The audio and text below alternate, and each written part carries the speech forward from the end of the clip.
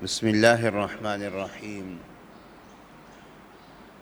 نحمده ونصلي ونسلم على رسوله الكريم، أما بعد.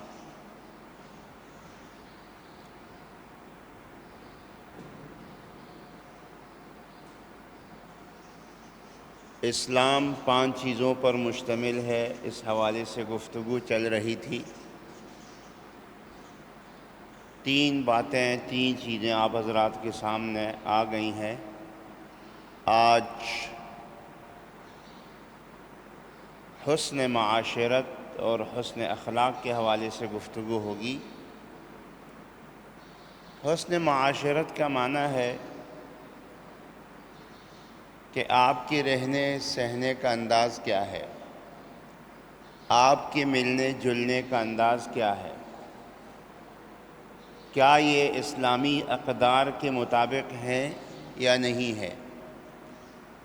اگر ہیں تو بہت اچھی بات ہے، آپ کے اندر حسن معاشرہ ہے، اور اگر یہ چیزیں آپ کے اندر نہیں ہے تو اس کا مطلب یہ ہے کہ آپ کو پھر اصلاح کی ضرورت ہے۔ حسن العشرہ کے نام سے امام بخاری رحمۃ اللہ علیہ نے اپنی کتاب کے اندر باب باندھا ہے، اور اس کے اندر بہت ساری روایات لے کر آئے ہیں۔ امام بخاری رحمۃ اللہ علیہ کے علاوہ اور محدثین نے بھی اس حوالے سے بہت سارے احادیث ذکر کی ہیں۔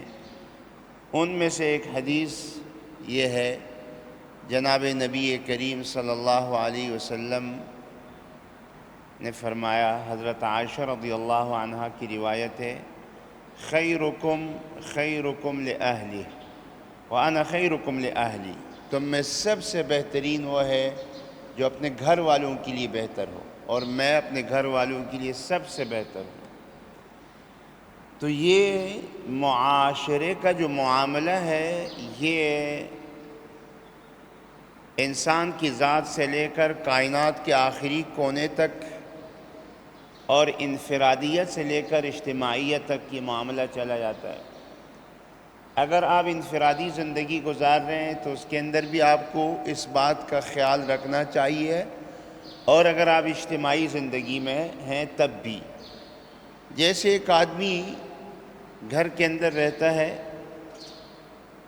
تو وہ اپنے بچوں کے ساتھ، اپنے گھر والوں کے ساتھ کس انداز سے رہتا ہے، وہاں کی بھی اپنی ایک اخلاقیات ہیں اور حسن معاشرت ہے۔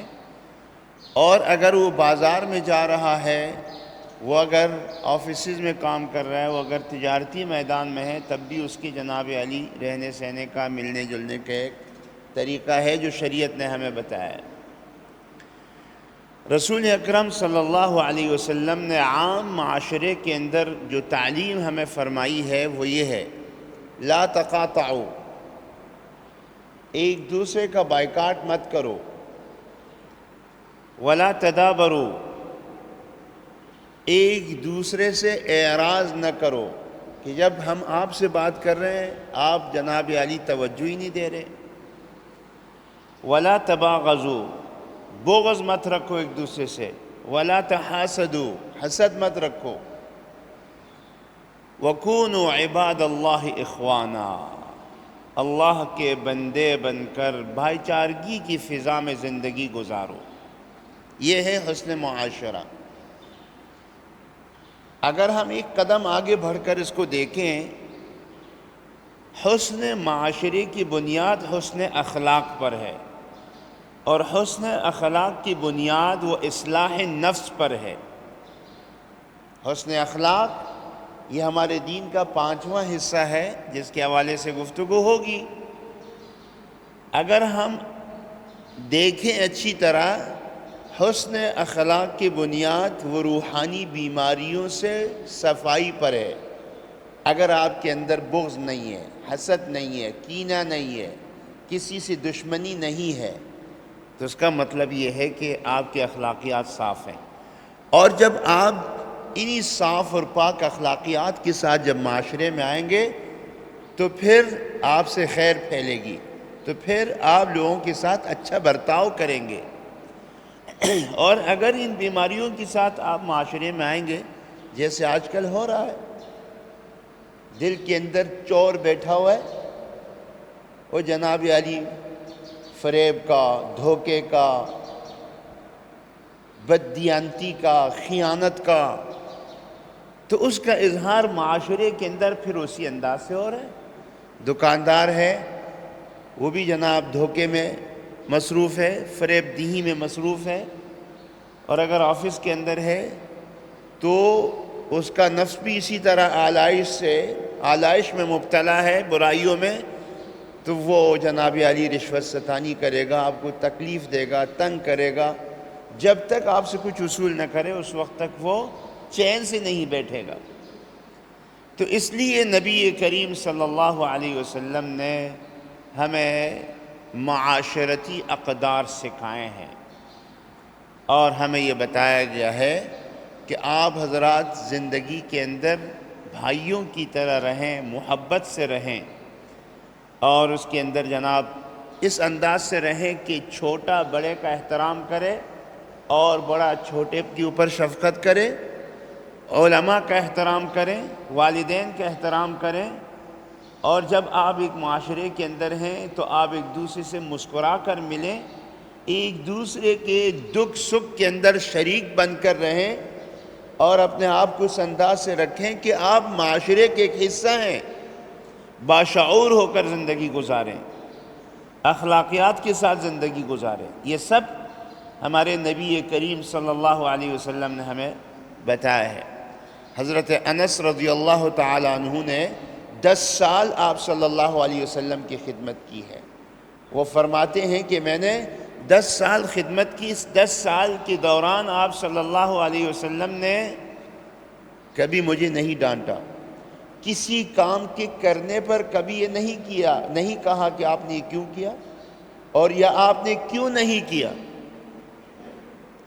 حضرت عائشہ رضی اللہ تعالی عنہا کی روایت ہے، تو آپ صلی اللہ علیہ وسلم نے فرمایا ما کان الرفق فی شیء الا زانہ، جس چیز میں نرمائش، نرمی، پیار اور محبت ہوتی ہے وہ اس چیز کی حسن کو دوبالا کر دیتی ہے۔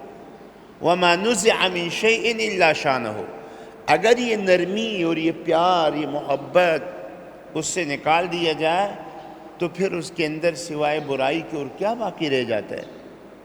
تو اس لیے یہ معاشرتی طور پر جن چیزوں کا، جن اقدار کا رسول اکرم صلی اللہ علیہ وسلم نے ہمیں عطا فرمایا، اگر ہم اس پر عمل پیرا نہیں ہے تو اس کا مطلب یہ ہے کہ ہم کامل مسلمان نہیں ہیں، اور اس کا ہمیں خیال کر کے آپ دیکھیں آپ صلی اللہ علیہ وسلم نے فرمایا افشوا السلام، سلام کو عام کرو۔ بھائی سلام کو عام کرنے سے کیا ملتا ہے؟ معاشرے کے اندر محبت پھیلتی ہے، معاشرے کے اندر اعتماد پھیلتا ہے، معاشرے کے اندر ایک دوسرے کی قدر اور احترام کا مادہ پیدا ہو جاتا ہے۔ آپ اگر تپاک سے، پیار سے، محبت سے کسی کو سلام کریں، 2-4 دفعہ سلام کرنے کے بعد وہ آپ کا شیدائی بن جاتا ہے، آپ سے محبت کرنے لگتا ہے۔ نہیں ہے تو آپ تجربہ کر کے دیکھ لیں، پیار سے آپ سلام کریں، اپنائیت کے ساتھ آپ سلام کریں۔ اور یہ جو 5 وقت کی نماز ہے یہ بھی ہمارے معاشرتی حسن کا ایک بہت بڑا نمونہ ہے، حصہ ہے۔ جی ہاں، کہ مسلمان ایک دوسرے کے احوال سے واقف ہوں۔ پھر ہمیں معاشرتی طور پر جناب نبی کریم صلی اللہ علیہ وسلم نے کئی حقوق بتائیں۔ حق المسلم علی المسلم 6 یا حق المسلم علی المسلم 5، کچھ روایتوں میں 6 ہیں اور کچھ روایتوں میں 5 ہے، کہ جب وہ بیمار ہو جائیں تو آپ اس کی عیادت کریں، جب وہ اس کا انتقال ہو جائے تو آپ اس کی جنازے میں حاضر ہو جائیں، اور جب وہ سلام کریں تو آپ اس کی سلام کا جواب دیں، اگر کہیں اس کو چھینک آ جائے تو آپ اس کی چھینک کا جواب دیں جب وہ الحمدللہ کہے، اور اگر وہ دعوت کریں تو آپ اس کی دعوت کو قبول فرمائیں۔ یہ سارے وہ حقوق کیوں ہیں؟ اسی لیے کہ ہم معاشرتی طور پر ایک اچھی قوم بن کر رہیں، اور خاص کر مسلمان۔ اور میں نے آپ حضرات سے یہ بات عرض کی کہ ان معاشرتی اقدار کی جو بنیاد ہے وہ حسن اخلاق ہے، اور حسن اخلاق کی جو بنیاد ہے وہ اصلاح نفس ہے۔ اگر آپ اندرونی طور پر روحانی بیماریوں سے پاک ہیں تو آپ کے اخلاقیات بہت اچھے ہیں، اور اگر آپ روحانی طور پر بیماریوں سے پاک نہیں ہیں تو اس کو پاک کرنے کی کوشش کریں۔ آپ صلی اللہ علیہ وسلم نے بغض اور حسد کا ایک خوبصورت علاج مرحمت فرمایا، اور وہ کیا ہے؟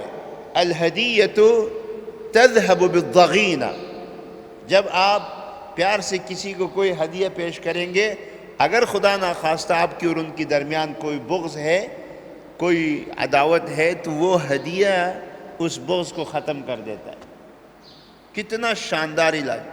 کوئی اگر آپ کے ساتھ حسد کا معاملہ کر رہا ہے، بد اخلاقی کا معاملہ کر رہا ہے، تو آپ صلی اللہ علیہ وسلم نے فرمایا ہدیہ دے کر محبتیں حاصل کرو۔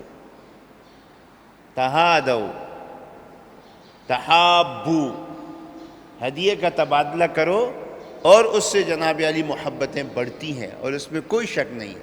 اگر ایک دفعہ سے وہ محبت میں تبدیل نہیں ہوا تو دوسری دفعہ، تیسری دفعہ آپ دیکھیں گے واللہ وہ جو دل کی کدورتیں ہیں وہ ان ہدایہ سے ختم ہو۔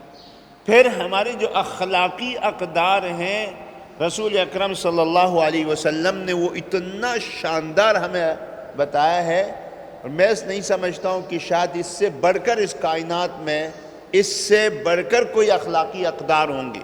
آپ صلی اللہ علیہ وسلم نے کیا فرمایا؟ صِلَ مَنْ قَطَعَكَ، جو آپ سے رشتہ توڑے آپ اس کو جوڑنے کی کوشش کریں۔